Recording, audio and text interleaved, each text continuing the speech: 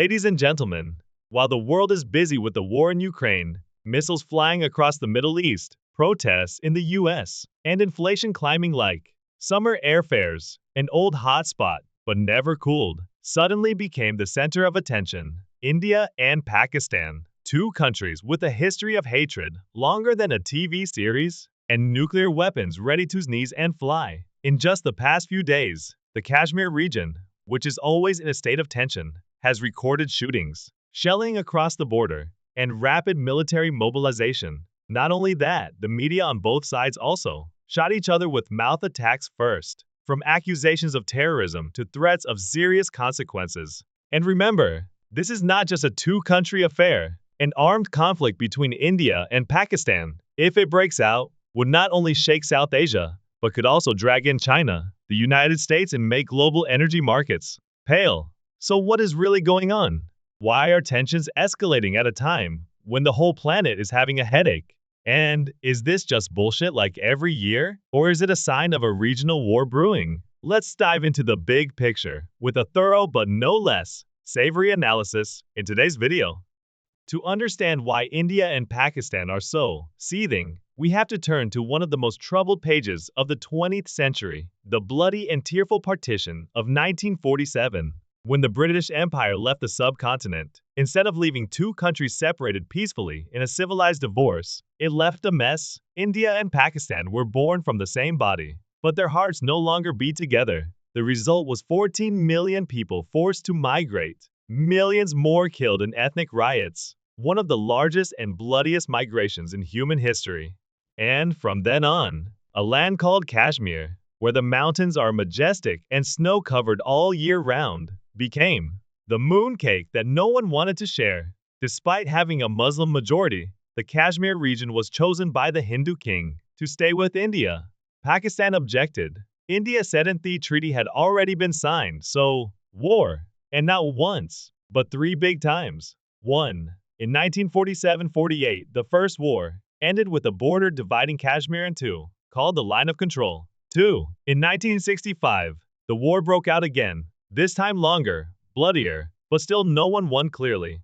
3. In 1999, the war in the Kargil region, as cold as 40 degrees Celsius, guns still fired. Every time it seemed like peace was coming, a few years later, it burned again.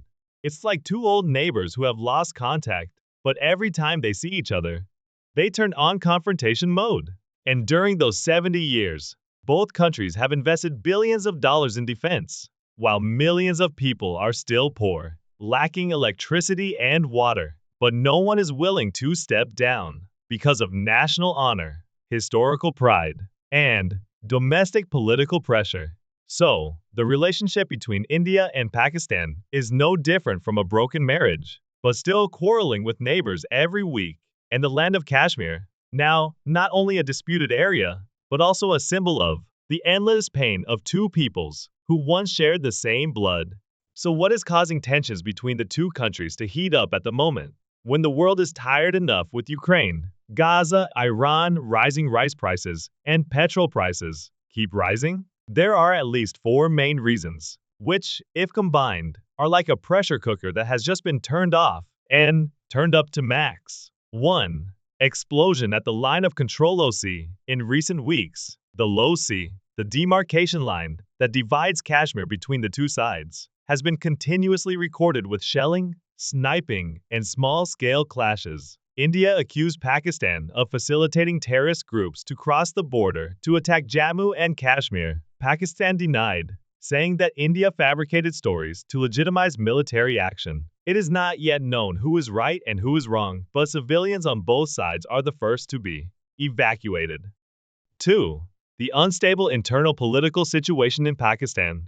Pakistan is currently in a serious economic crisis. The rupee is depreciating, inflation is sky high, and the IMF is in debt. The Islamabad government has been heavily criticized, especially after the arrests of opposition politicians, such as Imran Khan. In that context, rekindling tensions with India could be an old but effective trick, provoking aggression outside to forget the pain at home, or as netizens call it, professional national-level distraction.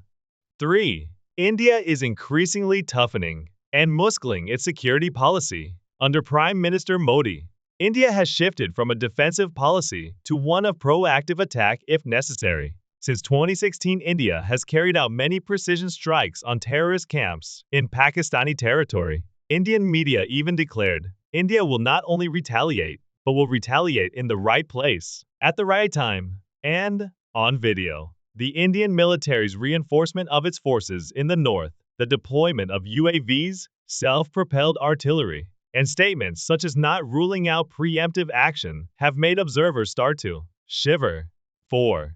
Regional tensions are following a domino pattern. The situations of Ukraine, Russia, Iran, Israel, China, Taiwan are all making countries feel the need to flex the muscles of their opponents to assert their positions. India and Pakistan, which have had long-standing disputes, are no exception to that trend.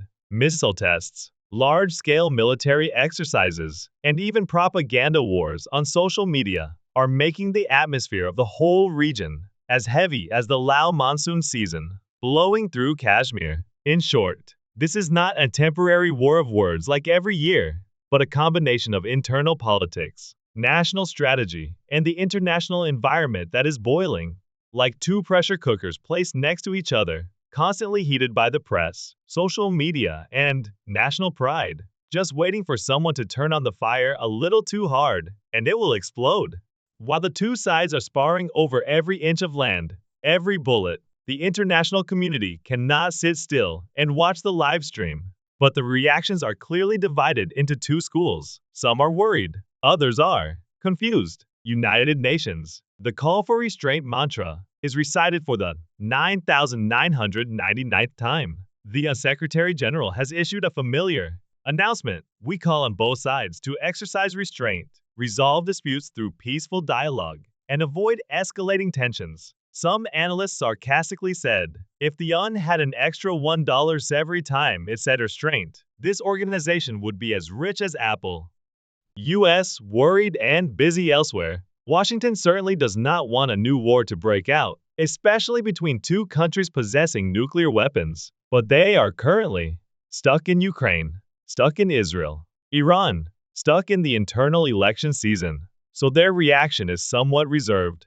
We are closely monitoring the situation and are talking to all sides. Many experts commented, the US does not want to choose a clear side because it is both a defense partner of India and needs Pakistan in the Afghanistan and Central Asia game. China, watching closely, arms still. Folded across the chest, China is a strategic ally of Pakistan and has a tense border dispute with India. Although Beijing calls for a peaceful resolution, behind the scenes, increasing military exercises in Tibet, stepping up anti-India propaganda, and quietly observing to take advantage of opportunities. This is called the style of not directly involved, but standing right at the window looking in. Russia wants to be a mediator but is busy cleaning its own yard. Russia was once India's best friend, then moved closer to Pakistan. Now Moscow is stuck in Ukraine. They call for peace, are willing to mediate, but have no real leverage. International mediation is now like a park bench. Anyone can sit on it, but few actually do anything. What about other countries? Iran, Turkey, UAE, all call for regional stability. The European Union is writing a report. ASEAN is silent as usual because it hasn't had time to meet. In short, the whole world is looking at India and Pakistan with the same feeling as watching two neighbors arguing with knives. They want to stop it, but they are also afraid of getting caught up in it. And we can't rule out the possibility of waiting to see which side wins and then think about it. The big question now is, what happens if tensions escalate into a full-blown military conflict? And more importantly, will the world stand by and watch as two nuclear-armed states turn Kashmir into a bomb testing ground? Scenario 1. Small-scale clashes. Traditional testing each other. This is the most likely scenario. The two sides will likely continue to exchange artillery fire along the line of control, launch a few cross-border attacks, and then announce that they have successfully threatened each other. Domestic media will report victory. The army will retreat to its old positions with new honor, and the world will breathe a sigh of relief. But the risk is Just one stray bullet, one overzealous general, or one terrorist opens fire at the wrong time, and the game is over. Scenario 2. Localized war. Missiles fly, planes crash. If tensions exceed the threshold of restraint, it could lead to limited air-to-ground combat. India has a technological and numerical superiority. Pakistan has a formidable defense posture and a silent alliance of support. Both sides have declared that they will retaliate fully if attacked. And as the saying goes, fighting a nuclear-armed country is like playing Jenga with explosives. Scenario 3. Nuclear catastrophe. A prospect that no one wants to imagine. India and Pakistan both possess dozens of nuclear warheads. Analysts say that if one side uses one, the other will retaliate within minutes, and the entire South Asian region could be engulfed in radioactive dust. A Princeton University study once simulated, in just 7 days, a nuclear war between India and Pakistan could kill 125 million people, turning the world into a nuclear winter lasting decades. It sounds apocalyptic, but it is precisely because of this risk that generals on both sides are afraid of making a mistake. The only reason they haven't pressed the button yet is because both sides understand that there will be no winners. There's also another consequence, less talked about, but very real: economic devastation. If war breaks out, millions will lose their homes, their jobs, prices will skyrocket, foreign investment will be wiped out, and the rupee, yes, the same name, will plummet like an elevator without brakes. Meanwhile, the big countries will be busy planning arms sales, holding emergency meetings, calling for peace, while the people of India and Pakistan will line up to buy instant noodles, waiting to see drones fly overhead. And most importantly, war, at any level, will not solve the Kashmir problem, because the only thing it will bring is blood, smoke, and eternal hatred. If you ask, who will be the ultimate winner in a war between two nuclear-armed neighbors, the answer is no one. Only humanity will lose. Today's world is not lacking in war, but it is lacking real dialogue, not lacking in guns, but lacking in handshakes. And as the entire planet reels from conflict, crisis, climate, and gas prices, India and Pakistan are once again on the brink. We cannot choose the past, but we can choose the future. Yes, Kashmir is a historical wound, but not every wound has to be cut deeper to be called asserting sovereignty.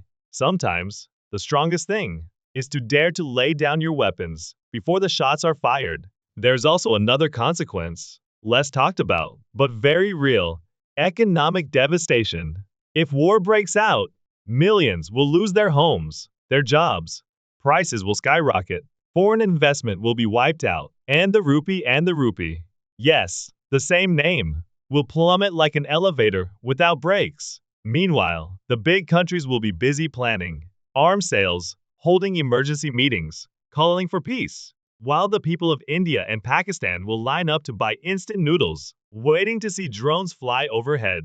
And most importantly, war, at any level, will not solve the Kashmir problem, because the only thing it will bring is blood, smoke, and eternal hatred. If you ask, who will be the ultimate winner in a war between two nuclear-armed neighbors, the answer is no one. Only humanity will lose.